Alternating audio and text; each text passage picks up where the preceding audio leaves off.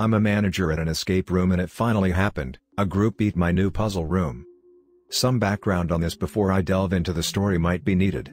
My occupational history, while varied, focused primarily on art endeavors and event planning. Probably the reason the struggling local escape room business favored my resume over other candidates. No, I won't give you the name of the business, but rest assured that you've heard of it. Or will soon. See, I got the job about 2 months ago after beating all 3 of their existing rooms in under 30 minutes apiece. Alone. For those uninitiated few, most escape rooms give you a 1-hour limit and provide you with hints throughout to keep your progress moving, and many invite groups as large as 10 to participate in the experience. Hey, being a trivia whiz actually paid off for once in my life, so sue me. Along with my normal duties as manager, I was given the task of designing a 4th room for the company to try and boost sales, and I promised to give the owner the ultimate in-room experiences. I suppose I lived up to that promise if nothing else. With the impending Halloween season in mind, I began to draw up plans for puzzles, riddles, set designs, and all the associated embellishments they would require, along with a new twist, the introduction of employee actors into the room as an integrated part of the group. These individuals could be incorporated in 2 ways, either as a paying customer or as an integral plot element to the room's story, depending on the makeup of the actual paying group. We cleared out the basement of the building for this new addition, and I drafted up plans for 3 distinct variations, to be reviewed and ultimately selected by the owner: the Haunted Tomb, Lair of the Nosferatu, and Dandy's Inferno. She decided to move forward with the Inferno theme, hoping the edgier nature would draw more people during the normally slow fall season. If you aren't familiar, most escape rooms are quite family-friendly, if boring for younger kids, and it was working against this model that we were hoping to draw a new crowd. It worked. After a month of off-hours renovations and new training programs implemented for the existing employees as well as hiring 2 trained actors and a makeup artist, the new room was ready for business. Now, I'm generally not one to toot my own horn, but the design was slicker than the water off a duck's ass: crimson columns, black furniture with all the necessary modifications for trapdoors and secret compartments, murals on the walls of a nightmarish landscape, even a completely redesigned torture rack that would be manned by one of our new actors. The room looked like it walked right out of Eli Roth's Wet Dreams when we were done with it. The puzzles were nearly unbeatable, as well. It opened at the beginning of August and was immediately booked up solid for the season, as far out as the middle of November. It was covered on the news. We invited all the biggest brains everyone knew to beat the room. The best part, no one could. Inferno went 123-0, remarkably with no complaints about the difficulty. People saw it as a challenge. A true experience. The ambience, the actors, the puzzles, everyone who stepped foot in that room raved about it even though it bested every single one. Until today, as of 1:37 p.m. Eastern Standard Time on August 26, 2019, Inferno was the undeniable champion of escape rooms. As of 1:38, the first group escaped. It was an unassuming family of 4 who finally escaped, a father and mother in their mid-50s, just past their prime enough to be sporting wrinkles but enough of a curiosity to be excited, an older son who had to be verging on 20, who carried with him an air of intellectual superiority reserved for a seasoned escape room pro, and a teenage daughter in the blackest hoodie I had ever seen, with the eyeliner and attitude to match. I paired them up with Rachel, our best actor, who I knew could really sell her role as a tortured denizen of hell. Rachel took her place in the torture rack before I admitted the group to the room. I watched the group's progress on our monitors from the floor above, knowing that Rachel, once freed, would be providing most of the clues to the participants. Just enough to keep them going, but not enough to solve the major puzzles and riddles. They were greeted with a dark room and Rachel's mock screams of anguish. Unfazed, the goth daughter managed to whip through the first 3 easy puzzles and get the key to free Rachel, who took up her accustomed place in the corner, rocking back and forth as if traumatized. Though the audio wasn't great on our systems, I knew she would be muttering the answer to the next part under her breath. They were sitting at an below average time of 22 minutes when the son managed to open the secret chamber at the back of the room. Even I was impressed. Here is where things started to get odd. The monitors started cutting in and out, obscuring my view of the room for precious seconds at a time.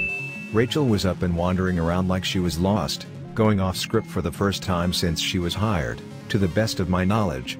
Between flickers of static, I saw the parents putting their collective knowledge together to gain access to a scorched chest in the newly opened part of the room. Red light poured into the darkened room as its contents were revealed. Rachel's face suddenly appeared directly in front of the main camera, but I couldn't make out what she was saying. The audio must have gone on the fritz, as well. Her eyes had a strange glassy sheen to them. The family rooted around in the chest, and within another 2 minutes they had completed the next part of the challenge. That was when I heard it. Thuds, like the footfalls of a giant creature. Coming from the basement, and almost loud enough to feel in the center of your chest, like the bass drum at the front row of a rock concert. It was not normal. Not part of the experience. The family, for their part, didn't seem to notice. But Rachel, a veteran of this room, did. Her face was now filled with fear. They were 35 minutes in it, on the brink of beating Inferno. Not only were they close, but the time was almost unbelievable. The entire building shuddered as the last lock was removed from the door. The lights in the room cut out completely. Here was the final test. Few had made it this far. One ultimate test to open the door to freedom. I called it the sacrifice. Now let me explain, as it will come up soon, I'm sure.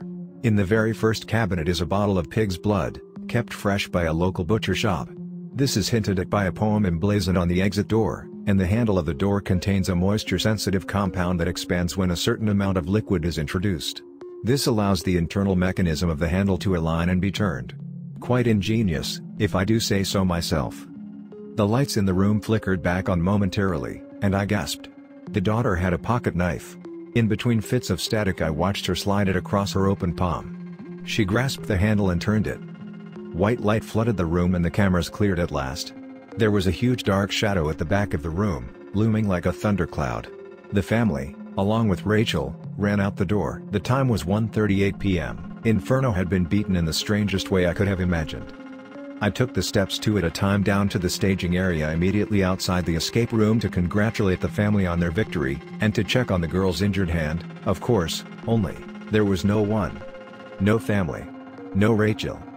As of the writing of this, the police are still searching the building and reviewing the security footage from inside and outside Inferno. But they are gone. They escaped.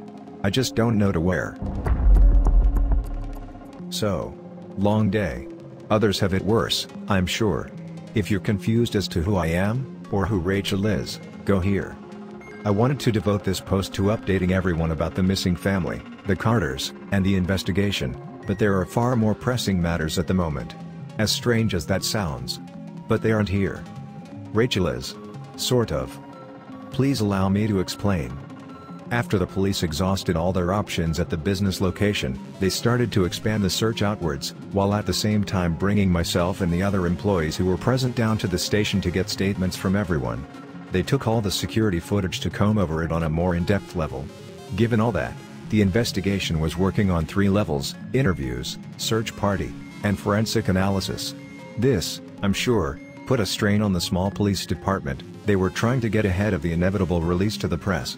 To find some answers. It was around hour 3 of my interview.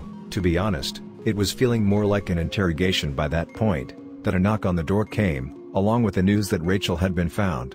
Now, given that I was basically a suspect in the disappearances at that time, no real information was given to me at first. I was able to piece together some bits of the story though from the whispers of the officers and the questions they asked. First, Rachel was found about 1.5 miles from the escape room. Second, there was something wrong with her, but she was alive. And third, she was covered in blood. I realize now that I never gave much info on her background, other than that she was an actor by trade and was hired for that reason. She was 20 at the time of the escape, and had been working at local haunts during the Halloween season since she was 16. That's why she was the perfect addition to the Inferno experience. She could scream like a banshee on meth at will, could deliver the scripted lines with a cutesy creepiness that would put Annabelle to shame, and had the perfect face for all types of makeup, from horror to glamorous. I should note that some of the other rooms at my shop required different looks since the addition of the actors also meant that they worked the other experiences, as well. She was always a great employee, and took her job seriously, even if the pay wasn't the best. Shit, I'm already talking about her in the past tense. Probably because whatever the hell came out of that door across town, it certainly wasn't Rachel. One good thing about a missing person showing up covered with blood, it immediately diverts all suspicions their way. After the news started to get around the station, my interviews started to feel like just that, an interview again. Slowly, the officers began to reveal more details to me. Rachel was at the hospital, but appeared physically unharmed. Simple tests on the blood found that it was both human and type A+, DNA would be pending for who knows how long. She walked out of a men's bathroom door at a Starbucks downtown. Needless to say, the customers of that particular coffee shop called the police right away. And she was talking, if you could call it that. The same phrase over and over, though no one knew what language or the meaning behind it. They even let me out into the hallway when she arrived from the hospital to see her. She shuffled slowly along, looking down, muttering. She did look up once as she passed me, however, and her eyes. I don't even know how to describe them. The best I can manage is this: I once watched a documentary about the survivors of World War II's concentration camps, and the horrors on the faces of the captives when they were freed were nothing compared to the look she gave me in that hall. As if she'd been to hell and back. Maybe she had. The words I, of course, recognized immediately. I didn't tell the police, though. They would decipher it soon enough, I figured. That might have been a mistake, looking back on it. They let me go home this morning. As I climbed the steps to my apartment, all I could think about was falling into bed and sleeping forever.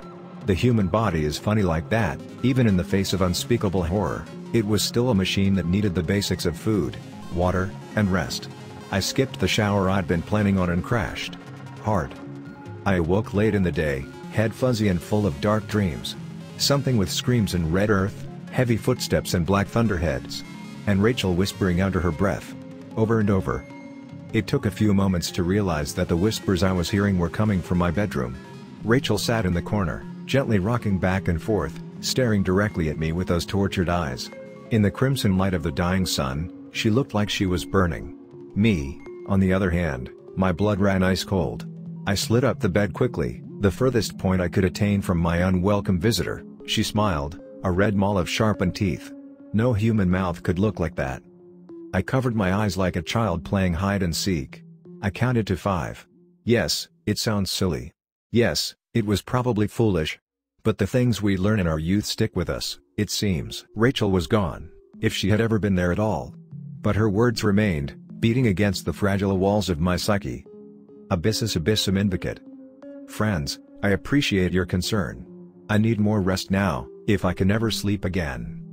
The one thing I can't get past in all of this, the blood. Always the blood. See, the police cross-checked the Carter's records with the hospital, none of them were type A+. Rachel, though, was a match. And so am I.